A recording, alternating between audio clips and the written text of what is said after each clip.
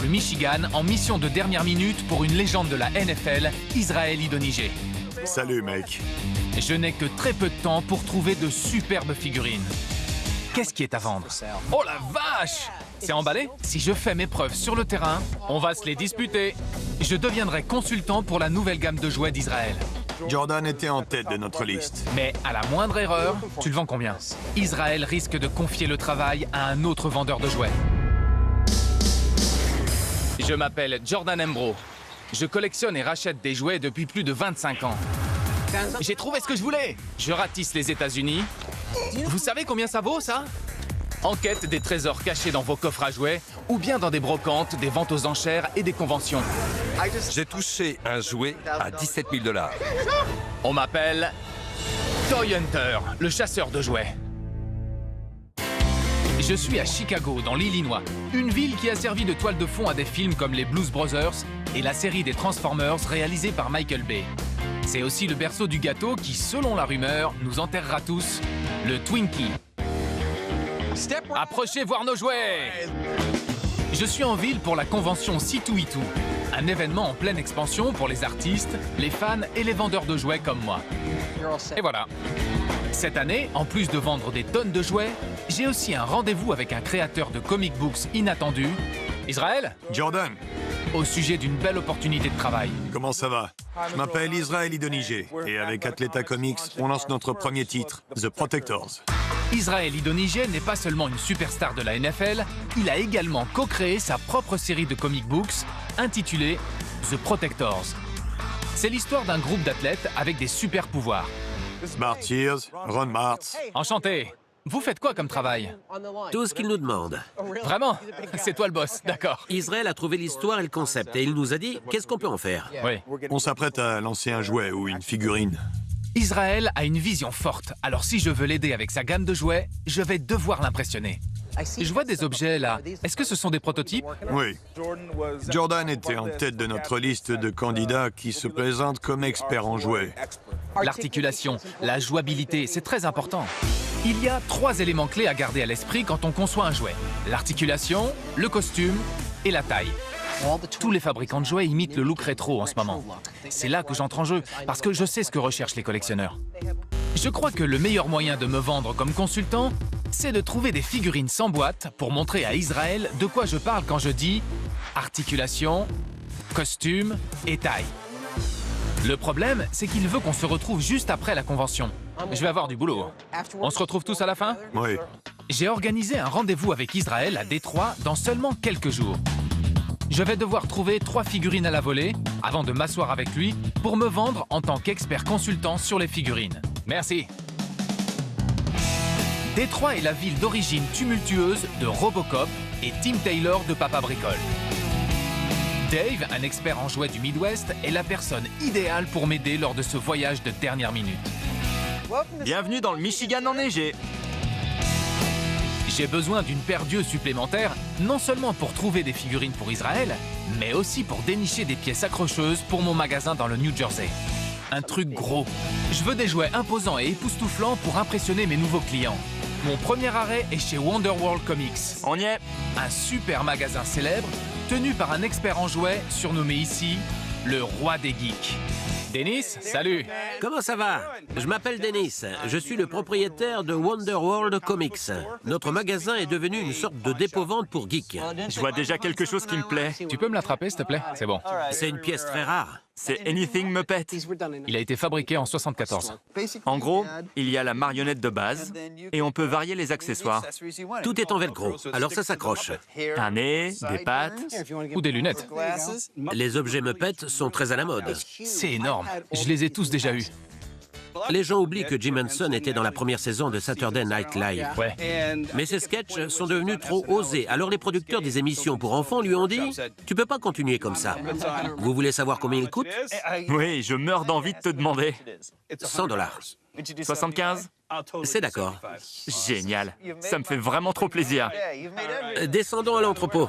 Ouais, d'accord. Waouh! C'est par là. C'est immense. J'espère qu'avec Dan, on va trouver des figurines sans boîte pour illustrer l'articulation, le costume et la taille, ainsi qu'un gros jouet spectaculaire pour mon magasin parmi les milliers de trésors de Denis. Oh, Dave! Qu'est-ce que t'as trouvé? Viens là! Tu le tiens? Ouais. La boîte est ouverte, mais il y a tout dedans. C'est le décor Boulder Hill de Mask par Kenner, 1985. Mobile Armored Strike Command. Ça donne Mask. C'était leur plus grosse pièce. Exactement. Mask allie la puissance de feu de G.I. Joe à l'articulation des Transformers. C'est vraiment énorme. Aucune gamme de jouets des années 80 de ce calibre n'était complète sans un beau décor. Le voilà. Regarde bien là.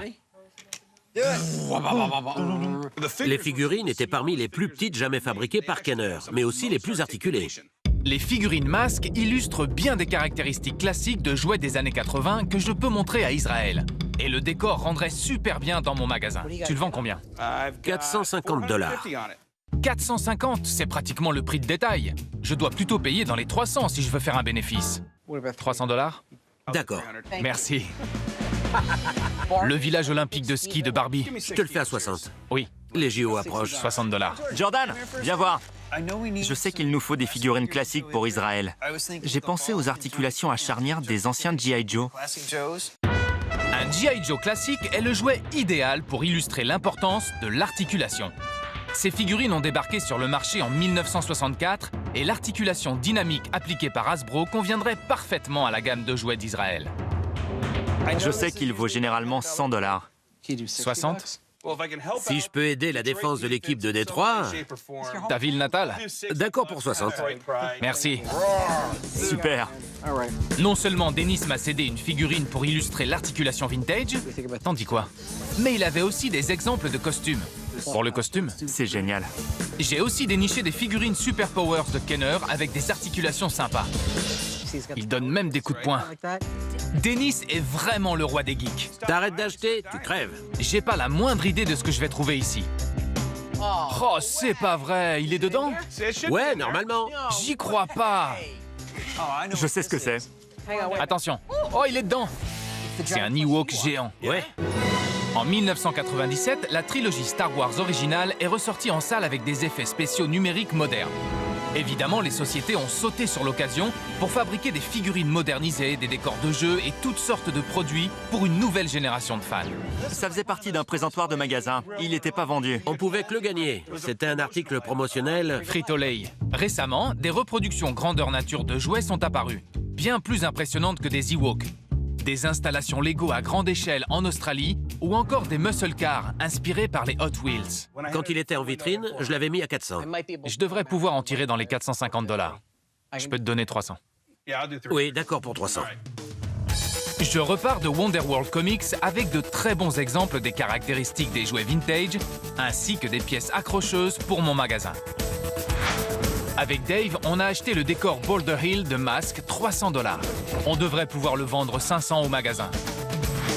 J'ai aussi dégoté la peluche Ewok Frito-Lay à 300 $. Pour 450, un fan de Star Wars pourra la rapporter chez lui et prétendre qu'il habite sur Andorre. Enfin, mais pas des moindres, j'ai obtenu 3 figurines vintage pour 120 $. Je devrais pouvoir les revendre 150, mais ce n'est pas le but. J'en ai besoin pour illustrer mes idées sur l'articulation, le costume et la taille, afin de devenir consultant sur la nouvelle gamme de figurines d'Israël Idonigé. Je trouve beaucoup de ces pièces dans un vieux magasin. L'été, ils vendent des accessoires de piscine. Ah bon? Et l'hiver, des jouets. Ça te dirait d'y aller avec moi? C'est vrai? Oui. Super. T'achètes un slip, je me barre. C'est possible. Je suis un peu sceptique. Un magasin d'accessoires de piscine aurait des jouets vintage de valeur. Mais je suis à Détroit, alors je fais comme les gens du coin. Salut Dennis, ça va? Salut Joe. Je m'appelle Joe. Ma famille a acheté J.K. Pools & Toys il y a 40 ans environ. On vend des accessoires de piscine et des jouets collector. Je te présente Mike, mon fils. Enchanté. Je m'appelle Mike, j'ai grandi dans ce magasin. Et j'ai repris la partie jouets il y a quelques années parce que mon père ne sait pas servir d'un ordi. Je peux voir? C'est des vieilles pièces qui viennent d'en bas? Oui. Beau Duke et Luke Duke. Si c'est le genre de pièces qu'ils vendent ici, 60 $. je viens peut-être de toucher le jackpot des jouets. T'en as d'autres? On réapprovisionne tout le temps avec des vieux jouets. Attends, je reviens. On va rester longtemps. Ouais, c'est vrai. La tête de Hulk. Des fausses tortues ninja. Ces allées sont pleines de merveilleux jouets vintage, mais rien d'énorme ou d'accrocheur pour mon magasin. Je vais devoir fouiller pour trouver des trésors cachés. Oh la vache! T'as trouvé quoi? Starsky Hutch! Waouh! Il date d'avant ta naissance. Ouais. Du Star Wars. C'est des posters à colorier Craftmaster. Ils étaient très populaires dans les années 70 et 80. On passait le samedi après-midi à colorier les cases, et boum! En fin de journée, on a une œuvre d'art accrochée au mur. Celui-là est génial. Travolta par lui-même. Ça date de l'époque où il était très célèbre. John Travolta n'avait que 23 ans quand il a joué la vedette des boîtes de Brooklyn dans La fièvre du samedi soir. Le film a non seulement fait de lui une star, mais la bande originale a également eu un énorme succès. C'était l'album le plus vendu de tous les temps avec plus de 20 millions de copies. Il a fini par être devancé par un Thriller de Michael Jackson en 1983. Les Dents de la Mer 2. Il y a des tas de posters à colorier ici. Si j'obtiens un bon prix de gros, il pourrait bien décorer mon magasin et me faire gagner beaucoup d'argent. Combien pour 10? $20 pièce. Ok, 200 pour des vieux stocks. Super. Je peux voir le sous-sol? Oui, tu l'as mérité. Ah, c'était un test! On y est. Tous ces cartons, c'est énorme. C'est organisé? Non. Waouh! 40 ans de jouets invendus encore emballés? Je crois que je suis mort et que j'ai atterri au paradis des années 70. Oh, Dave! T'as trouvé quoi? Regarde, Oh, des Gumby! Gumby et Pocky par Lakeside Toys, fabriqués en 1965. C'est des jouets pliables, en caoutchouc, avec une armature métallique à l'intérieur.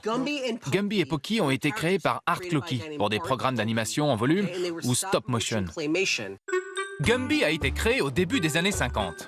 Il a connu le succès à la télévision avec le Gumby Show jusqu'à 1968, quand le personnage a disparu pendant plus de 10 ans avant de refaire surface dans les années 80. Gumby est revenu sous les projecteurs dans Saturday Night Live, à l'époque d'Eddie Murphy, tu te souviens? Je suis Gumby, mec. C'est ça. En fait, il incarnait Gumby comme un dur à cuire de la rue. Il l'a remis à la mode? Il l'a rendu à nouveau cool, comme Alfalfa. Ouais. Oh là là, je me suis pris une balle, mec! D'accord. Tu sais pas de quoi je parle, hein? Je te dis d'accord, mais pas du tout. Ces figurines seront très sympas à montrer à Israël. Et si je les obtiens à 10$ pièce, je culpabiliserai pas de les déballer. 10$ pièce. 15? Non, 10 pièces, parce que personne s'en souvient à part les vieux schnocks comme moi. T'es vieux, d'accord. Ouais, je suis vieux! Il me faut absolument de grosses pièces pour le magasin. Il y a forcément ça ici. Il y a un carton sous le plafond. Tu les vois? C'est tout en haut. Oh là là, il y va. Et voilà. Quelle poussière! Oh là là, je n'en ai pas vu depuis les années 80. On va se les disputer. Je suis à Détroit pour un rendez-vous important avec le footballeur professionnel et concepteur de jouets en herbe, Israël Idonije. Je ratisse aussi la ville afin de trouver des jouets géants pour mon magasin du New Jersey. Ces jouets ne sont pas énormes, mais très difficiles à trouver. Ce sont des Stompers par Shaper, fabriqués en 83. Il s'agit de 4x4 à pile. À l'époque, la mode des 4x4 battait encore son plein. Bigfoot, les Monster Trucks, tout ça. Dans les pubs, ils roulaient sur des branches. Des cailloux et sur l'eau. C'était le jouet extérieur par excellence pour les garçons. 60$ pour les 4. Ouais, d'accord. Merci. Avec Dave, on a fait des achats intéressants. Malheureusement, il n'y a pas grand-chose ici pour Israël ou mon magasin. Non. Je crois donc qu'il est temps de sortir de la piscine et d'aller se sécher. J'ai acheté 10 posters à colorier, $200. Je les revendrai 50$ pièce à mon magasin. J'ai également dégoté Gumby et Pocky pour $20. Je pourrais en tirer 40, mais je crois que je vais les donner à Israël lors de notre rendez-vous. Enfin, j'ai obtenu 4 Stompers à $60. Je les mettrai en vente $30 pièce. Dennis a été un super guide pour la première partie de notre voyage, mais maintenant, Dave et moi allons nous rendre seuls à notre dernière visite avant le rendez-vous avec Israël. On a rendez-vous chez Tim, un collectionneur que Dave a eu au téléphone et qui a transformé son sous-sol en hôtel à la gloire de la culture populaire. Salut! Salut! Tim? Oui, Jordan. je m'appelle Tim. Je suis avocat de jour et mordu de jouets la nuit. Waouh! On va bien s'amuser. Ma collection comprend des objets Kiss, Star Wars et tout ce qui est culture populaire des années 70 et 80. J'aime le rétro. Waouh, tu collectionnes vraiment de tout ici. T'es le plus grand fan de Kiss. Mon premier concert de Kiss, c'était au Tiger Stadium, lors de leur tournée de retrouvailles. Ils étaient tous maquillés et c'était prodigieux. Je me croirais chez Gene Simmons. J'attends qu'il me sorte. « Salut Jordan, dégage de chez moi !» Bon, la grande question c'est, qu'est-ce qui est à vendre? Pour un bon prix, tout. Très bien, pour un bon prix, d'accord. Dave, T'as trouvé quoi? c'est trop cool! Oh la vache. C'est le kit maquillage Kiss de 78 par Remco. En gros, il permet de se maquiller comme les membres du groupe. C'est sympa parce que normalement c'est le genre de jouet qu'on utilise une fois et qui est détruit. Il était fichu après 2 secondes d'utilisation. Il y a tout dedans.